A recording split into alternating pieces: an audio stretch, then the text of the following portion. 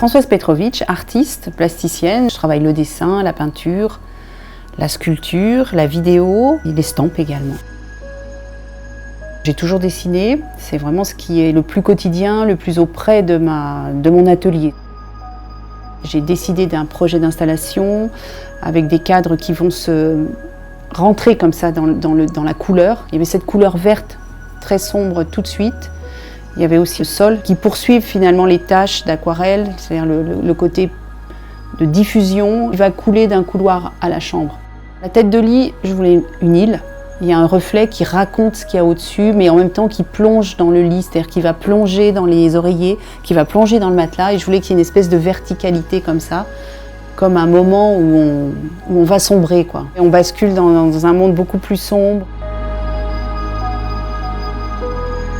Le titre est venu assez vite parce que je lisais Doris Lessing et j'ai piqué comme ça derrière les paupières. C'est un joli titre qui me paraissait assez juste par rapport presque derrière la porte, quoi. Derrière la porte, qu'est-ce qui se passe?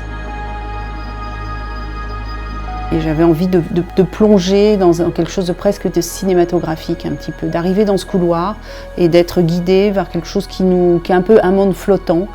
On sent qu'il y a des présences derrière les portes, on ne les comprend pas très bien. Elles peuvent nous inquiéter, elles peuvent nous rassurer, je ne sais pas. Il y avait quelque chose d'un petit peu ambigu dans ce couloir. L'expérience, elle est toujours intéressante, c'est-à-dire sortir de l'atelier, ça je le fais assez régulièrement. J'ai fait des décors d'opéra, j'ai fait beaucoup de choses où le dessin est complètement ailleurs. C'était un peu les premiers pas, on est arrivé dans un chantier, on ne savait pas ce que ça allait donner, on n'avait aucun modèle, donc c'était marrant. On a une énergie un peu particulière, j'aime bien cette énergie.